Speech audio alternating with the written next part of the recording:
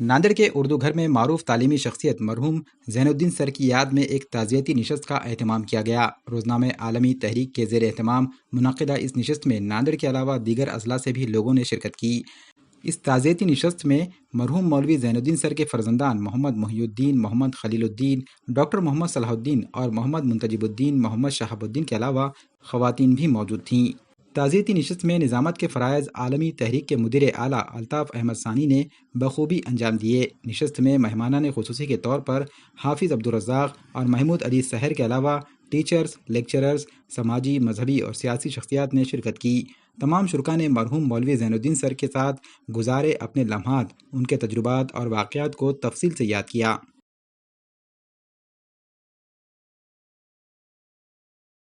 आज की ये नशिस्त जो अल्ताफ़ साहब की कोशिशों से आलमी तहरीक के मुदीर आला अल्ताफ़ सानी ने जो आज की नशिस्त रखी है, उस नशिस्त में ताज़ियती नशिस्त है। मौलाना मोहम्मद ज़ैनुद्दीन साहब मग़फ़ूर मरहूम के लिए हम दुआगो हैं और इस नशिस्त में मौलवी साहब के कारनामे, उनके वाक़यात और उनकी ज़िंदगी, उनका रहन सहन और तमाम चीज़ों पे बहुत जो है तफसीली लोगों ने अपने अपने तासुरात बयान किए और बहुत मसरत भी हुई। और मैं कहना तो क्या, मौलवी साहब अपनी ज़िंदगी में भी अल्हम्दुलिल्लाह तकरीबन महाराष्ट्र में नहीं मराठवाड़ा में मशहूर रहे। इसके अलावा उनके रहलत कर जाने के बाद में भी उनकी कमी को ऐसा महसूस किया जा रहा है कि आज जो है हमको मालूम होता है कि भाई इस किस्म के लोग आज के ज़माने में बहुत कम हैं और इदारों के लिए ऐसे लोगों की ज़रूरत है। और इस किस्म के प्रोग्राम लेने से ये मालूम होता है कि असातिज़ा अपने आप में किस किस्म की तरबियत को और किस किस्म के जो है असातिज़ा और किन के नक्शे क़दम पर चलना चाहिए, इस किस्म की जिला भी मिलती है। इसके लिए मैं अल्ताफ़ सानी साहब जो मुदीर आलम आलमी तहरीक है उनको मुबारकबाद देता हूँ और दीगर लोगों से भी ये कहता हूँ कि इस किस्म की नशिस्त से रखी जाए। और मैं लोगों के बयान सुन रहा था, उसमें एक बात ये समझ में आई कि लोग मुताले से बहुत दूर हो गए हैं। ये बात बिल्कुल सही भी है कि इंटरनेट का और मोबाइल का दौर है, लोग पढ़ना लिखना छोड़ दिए। पढ़े तो लोगों को अपनी तारीख़ से, अपने असलाफ़ के कारनामों से वाक़फ़ियत हो सकती है। इतना कहूँगा। आज के इस प्रोग्राम के लिए मैं अल्ताफ़ साहब को और दीगर जो उनके जो है रफ़क़ा को और शागिर्दों को मुबारकबाद देता हूँ और ख़ास तौर से मोहम्मद ज़ैनुद्दीन साहब के बच्चों को मैं अपनी तरफ से जो है मुबारकबाद देता हूँ। मेरी दुआएँ और नेक तमन्नाएँ उनके साथ। हमारे अल्ताफ़ अहमद सानी साहब मुदीर आला आलमी नांदेड़ तहरीक, इनकी जानिब से रखी गई मेरे वालिद मोहतरम मरहूम मोहम्मद ज़ैनुद्दीन साहब साबिक़ा सदर मदरस मदीनतुल उलूम हाई स्कूल और जूनियर कॉलेज की रहलत पर यहाँ पर लोगों ने मुख्तलिफ़ लोगों ने अपने तासुरात का इज़हार किया और मरहूम की शख्सियत और उनकी ज़िंदगी के हालात और उनके कारनामे, उनकी क़ुरबानियाँ, उनके जो है ज़िंदगी गुजारने का तरीक़ा, उनकी फ़िक्र और साथ ही साथ कौम और इंसानियत की फ़लाह बहबूदी और एक आलमी सोच जिसको वो पहुंचाना चाहते थे, उस सोच का ज़िक्र और उस फ़िक्र की जो है एक तजदीद की गई और लोगों को बताया गया कि इस शहर में और ऐसे भी लोग मौजूद हैं जिन्होंने अपनी ज़िंदगी कौम और मिल्लत की जो है फ़लाह बहबूदी में गुजार दी और क़ुरबान कर दी। वालिद साहब के वैसे तो बहुत से वाक़यात हैं जिसको देखकर मैं जज्बाती हो जाता हूँ, लेकिन एक वाक़या वो जो ज़रूर है कि जो है मेरे वालिद जो है एक मरतबा जब स्कूल आए थे यहाँ पर, तो जो है उनके जो है तलबा और जो है यहाँ के टीचर्स वग़ैरह किसी वजह से उनको जो है क्या बोलना चाहिए, एक ऐसा हालात आ गए थे कि वो दिल बरेश्ता हो गए थे और उन्होंने एक वक्त ऐसा भी सोच लिया था कि वो स्कूल की नौकरी को तर्क कर दे।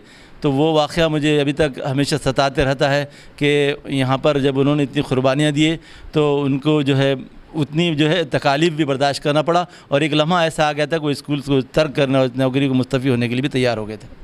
तो वो वाक़या मेरे लिए बड़ा दिल बरसा था। अस्सलाम वालेकुम। मेरे वालिद के ताल्लुक़ से जो ताज़ियती नशीस आज जो यहाँ रखी गई थी, उनके ज़िंदगी के पूरे तमाम पहलू पर रोशनी डाली गई। जो जिस चीज़ ख़ास तौर से उनके साबिक़ तालिब इल्मों ने जिससे हम अहले ख़ानदान में वाक़िफ़ नहीं था, और उस पहलू पर नज़र डालने के बाद हमारी और क़द्र क़ीमत हमारे वालिद के ताल्लुक़ से बढ़ गई है और दिल में और अज़मत बढ़ गई है। अल्लाह ताला से मैं दुआगो हूँ कि मेरे वालिद को अल्लाह जन्नत नसीब फरमाए और आखिरत के तमाम मामलात आसान फरमा। और जिन लोगों ने यहाँ पर मेरे गम में जो शरीक हुए हैं और मेरे ताज़ियती नशीस का अहतमाम किया, अल्लाह उनको भी जज़ाए खैर अता फरमा। वालिद साहब का एक मिजाज ऐसा था कि वो एक हमेशा ऊंची नज़र रहती थी उनकी। यूँ कहो कि एक किसी शायर का एक शेर है या कोई किसी कहावत है कि दौड़ो कि ज़माना क़यामत की चाल चल गया। ये हमेशा नज़र ऊंची रहती थी। और मदरसों के ताल्लुक़ से जब हज़रत अली मियाँ का एक शेर है, या ग़ालिबन अली मियाँ ने कहीं ज़िक्र किया अपनी किताब में, अल्लामा इक़बाल का शेर है ये ग़ालिबन, कि उठा मैं मदरसे और खानख़ाह से नमनाक, न मोहब्बत न मारिफत न निगाह। तो ये चीज़ को पैदा करना चाहते थे मदारिस में, और उन कोशिश भी की जिसमें उन्हें कहीं कामयाबी मिली और साथ ही साथ मुखालफत की वजह से कहीं तकलीफ़ भी हुई और हालात भी ख़राब हुए। लेकिन वो एक मुसम्मम पहाड़ की तरह थे और कभी यानी यूँ कहो कि डगमगाए नहीं अपने उसूलों के, और हमेशा से हक़ पे चलने की कोशिश करते रहे। मुखालफत हुई और लोगों ने बाज़ वक्त तो हमें बड़ी यानी निचली सतह पे आके हमें तकलीफ़ दी है, उसके बावजूद भी वो उन्होंने सब्र किया। और उन सब तमाम लोगों को हमारे वालिद ने आखिर में जब रिटायरमेंट हुआ सब लोगों को माफ़ किया। बस इतना कहकर मैं अपनी बात को ख़त्म करता हूँ। बात दरअसल ऐसी है कि मौलवी ज़ैनुद्दीन साहब दुनिया के और समाज के नज़र में एक मुदर्रिस थे होंगे, लेकिन मेरी नज़र में मुदर्रिस के अलावा वो शख्सियत साज हस्ती थी। वो सिर्फ मौलिम नहीं थे, वो सिर्फ टीचर नहीं थे, वो किसी एक स्कूल के हेडमास्टर नहीं थे, बल्कि मेरा ऐसा मानना है और मैं ऐसा समझता हूँ कि उनके हाथों कई नस्लें तैयार हुई हैं। कई नस्लों पर मुहित एक लंबा सफ़र मुल्क साहब का रहा। उनके शागिर्दों में आज नाना और दादा बन चुके हैं। उनकी अपनी नस्लें बड़ी कामयाबी के साथ आला तालीम की तरफ गामज़न हैं। ख़ुद उनकी पोतरियाँ बेहतरीन अंदाज में सीए और डॉक्टर बनी हैं। हर शागिर्द के उर्सा उन्होंने मुकाम हासिल किया। और मैं काफ़ी दिनों से सोच रहा था कि मुल्क साहब की एक ताज़ियती नशिस्त होनी चाहिए शहर में, चूँकि मैं जानता था कि मुल्क साहब का ताल्लुक़ एक दो आदमी से नहीं है, एक नस्ल से है। और मैंने देखा आज की नशिस्त में कि जलगांव से मेरे बहुत से क्लासमेट, मेरे दोस्त पहुँचे। कुछ दोस्त वो भी थे जो बरसों से मुलाकात जिनसे नहीं हुई थी, वो भी मेरे फ़ोन पर, मैंने जब उनसे फ़ोन किया और कहा कि मैं नशिस्त रख रहा हूँ, तो वो भी पहुँचे। तो ये असल में मुल्क साहब की रग़बत और मोहब्बत का नतीजा थी आज की नशिस्त, जो कामयाब रही बेइंतहा। और ग़ालिबन मैं समझता हूँ कि शायद कोई ऐसी ताज़ियती नशिस्त रही होगी जिसमें ऐसा फ़िज़ा और ऐसा मौसम और ऐसा माहौल बना होगा। ये ताज़ियती नशिस्त रस्मी नहीं थी, ये ताज़ियती नशिस्त क़ल्बी थी।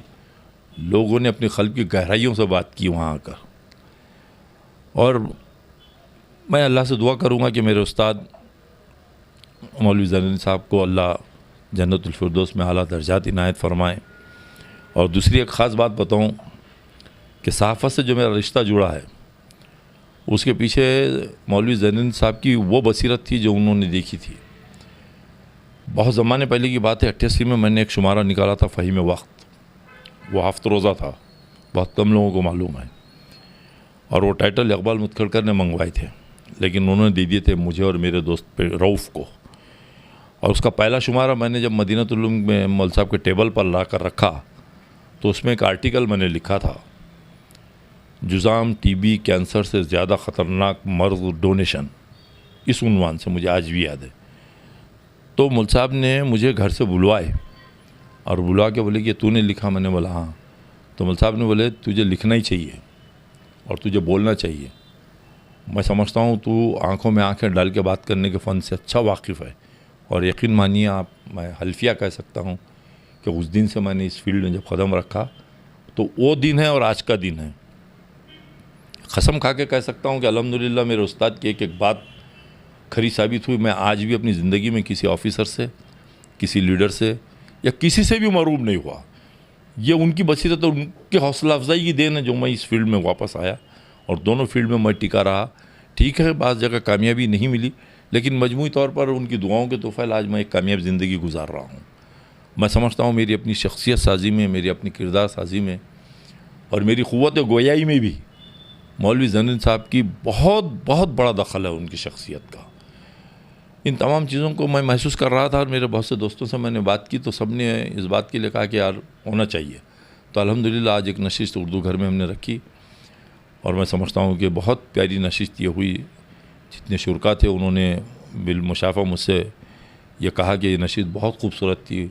वदूद सर वगैरह ने काफ़ी तारीफ़ करके गए कि यह नशिस्त हमने नहीं सोची थी इस अंदाज़ की, वरना उमूमन होता है कि 2-4 लोग जमते हैं और अखबार की न्यूज़ बन जाती है और नशिस्त वहाँ हो जाती है। लेकिन अल्हम्दुलिल्लाह बड़ी कामयाब नशिस्त रही। लेकिन मैं इस मौके पे इस बात का ऐलान करना वहाँ भूल गया था, लेकिन आपके ज़रिए इस बात का एक ऐलान करना चाह रहा हूँ कि अगर मेरी हयाती बाकी रही और अल्लाह ने मेरी उम्र बाकी रखा तो आइंदा साल मौलवी ज़ैनुद्दीन साहब की रहलत की तारीख़ के दिन इंशाअल्लाह नांदेड़ आलमी तहरीक के बैनर पर मैं एक अवार्ड जारी करने की कोशिश करूँगा और मिसाली मौल्लिम को मौलवी ज़ैनुद्दीन साहब अवार्ड के नाम से मैं हर साल देने की कोशिश करूँगा। ये मैं वहाँ ऐलान करना चाह रहा था लेकिन भूल गया था।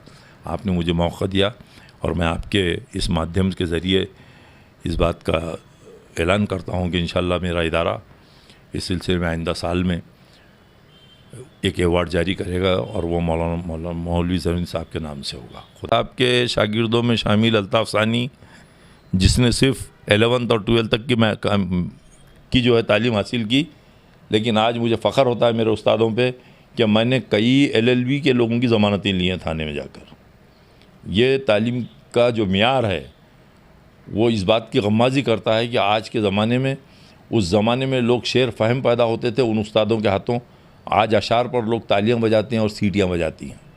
ये मियार में फ़र्क रहा। और मैं आपसे एक बात बहुत खुले तौर पे कह रहा हूँ, अभी मैंने वहाँ उसमें भी कहा ताज़ियती नशिस्त में कि ज़ैनुद्दीन साहब का जो इदारा था वो इदारा नहीं था, वो एक बहुत बड़ा कुंबा था उनका। स्पोर्ट्स हो, साइंस हो, मज़मून निगारी हो, नसर हो, नज़म हो, सारी चीज़ों पर मुल्क साहब की बड़ी बारीकी से नज़र रहती थी। कौन सा तालिब इल्म कौन सी चीज़ों के और कौन सी खूबियों का हामिल है और उसको वहाँ पर बराबर मौका मुल्क साहब दिया करते थे। मुझे अच्छा याद है पाशा के मौजूदगी में मेरे को मुल्क साहब ने तकरीर को खड़ा कर दिए थे, तो मैंने तकरीर किया तो मुझे 100 रुपये की नोट उस ज़माने में पाशा मरहूम ने मुझे दी थी इनाम। और वो उसको 100 रुपये मिलने के बाद मुल्क साहब ने दूसरे दिन मेरे वालदा को बोले कि ये बहुत बड़ा मुखर्रिर बन सकता है, इसको पढ़ाओ, बोले ये बहुत बड़ा मुखर्रिर बन सकता। तो मुल्क साहब इतने नब्बास थे, इतनी बारीक नज़र थी उनकी कि वो इंसान की खूबियों को, सलाहियतों को पहचान लेते थे। और उनके ज़माने में आपको एक बात और बोलूँ मैं कि मदरसा मदीनतुल उलूम में जितने असातिज़ा उस ज़माने में आए, मौलवी साहब ने एक एक हीरा ढूंढ कर लाकर मदीनतुल उलूम में रखा था। करप्शन के सख्त दुश्मन थे मौलवी साहब। उस ज़माने में करप्शन कभी नहीं हुआ मौलवी साहब के दौर में। कोई टीचर ने पैसे देकर मुलाजिमत हासिल नहीं की और किसी टीचर से पैसे लेकर मौलवी ज़ैनुद्दीन साहब ने मुलाजिमत नहीं दी। काबिलियत देकर दी गई। ऐसी ऐसी जगह से उस्तादों को ढूंढ कर लाए कि जिनकी तारीख़ अगर आप सुनेंगे तो परेशान रह जाएंगे, दंग रह जाएंगे। क्या ये टीचर लोग वहाँ से लाए थे क्या मौलवी साहब ने? हाथ गाड़े पे से उठाकर लाए लोगों मौलवी साहब ने और टीचर बना दिए।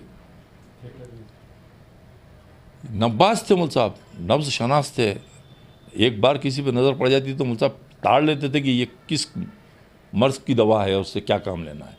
मौजूदा जो इदारा है अभी, जैसा मौलवी साहब के दौर में जो इदारा तरक्की पे था, उस तरक्की पे पहुंचने के लिए अभी क्या करना? नहीं, उस तरीक़े पे पहुंचने के लिए, उस लेवल पे पहुंचने के लिए फिर एक ज़ैनुद्दीन दरकार है। एक और ज़ैनुद्दीन दरकार है जो पॉसिबल नहीं है। कई दीगर ज़ुबानों के इदारे जो है मौलवी साहब से फ़ायदा उठाते थे, राय लेते थे आकर।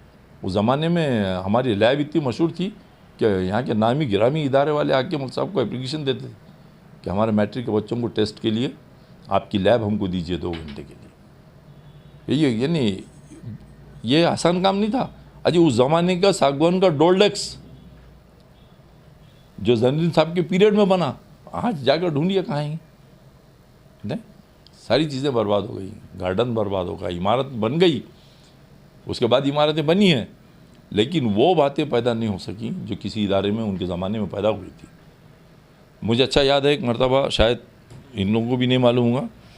हमको एक अंग्रेज़ी के टीचर थे खुदरतुल्ला सर वो खुद अंग्रेज़ी बड़ी टॉप की थी उनकी, और उनका ताल्लुक जालना से था।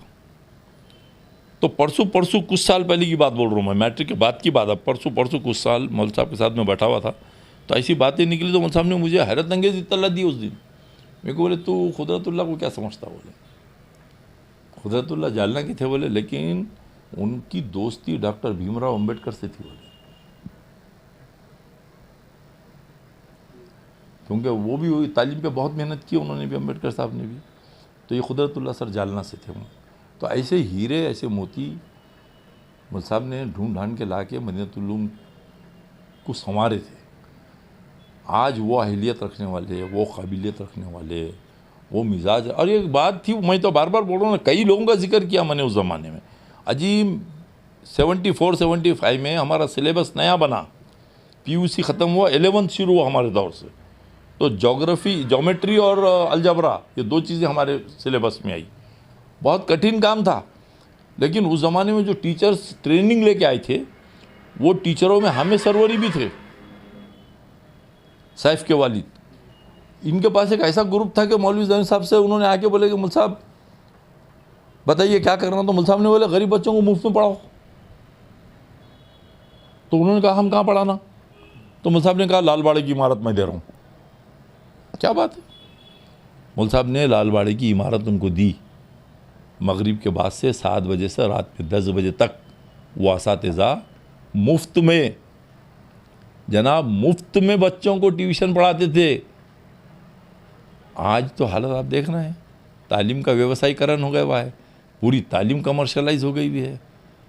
हाँ, कम उम्र के बच्चों के कांधों पे 20-20 किलो वज़न के बस्ते आ गए हुए हैं। हाँ, लेकिन वो मियार, वो जो तालीम थी, वो तरबियत जो थी, वो आज इनखा है उसका, आज वो कहीं दिखाई नहीं दी। बहरहाल मजमूई तौर पे वो शख्सियत जो है अल्लाह की तरफ से नियामत थी, इनाम थी हमारे शहर और हमारे ज़िले के लिए, वो बिछड़ गए। एक बड़ा नाकाबिल तलाफ़ी नुकसान है वो। और मैं समझता हूँ कि अब ऐसे लोग जो है कहीं मिलना और कहीं दिखाई देना बहुत मुश्किल और नामुमकिन है।